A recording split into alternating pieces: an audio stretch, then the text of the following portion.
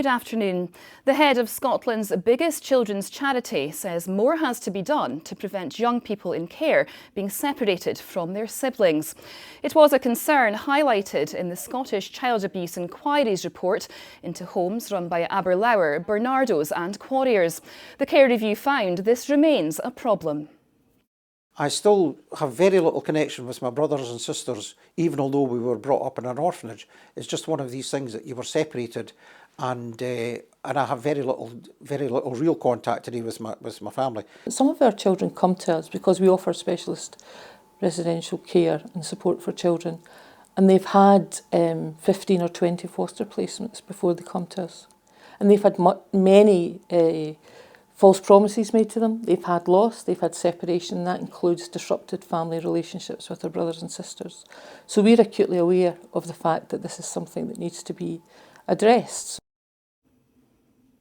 Inspectors have found major weaknesses in the way children and young people in need of care are supported in Orkney. The report found some children are suffering physical neglect for too long before alternative care arrangements are made. Orkney Islands Council says they're confident of making improvements. Scotland's Chief Medical Officer says people could be banned from big events to contain an outbreak of coronavirus. Dr. Catherine Calderwood cited examples in Italy where football matches are being played behind closed doors. She said if Scotland experienced a similar cluster of outbreak, delaying the spread would be paramount. Councillors in Aberdeen are being asked to make £38 million worth of budget cuts.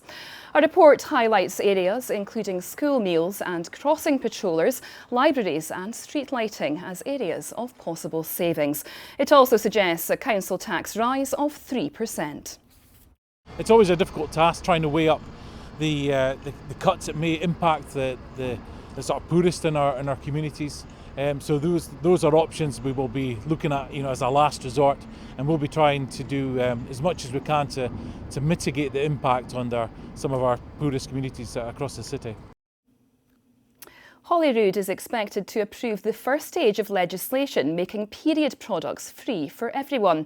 The bill, brought forward by Labour MSP Monica Lennon, aims to tackle period poverty. Now here's Sean with the weather.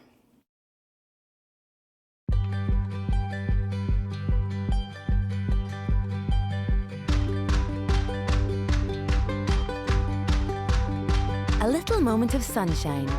TUI sponsors STV Weather.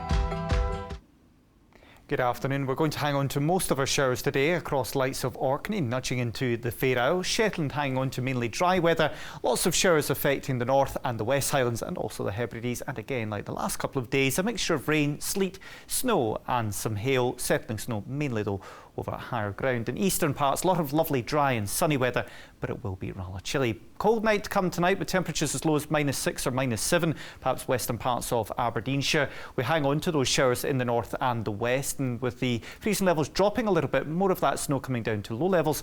Lots of wintry showers again in the west tomorrow.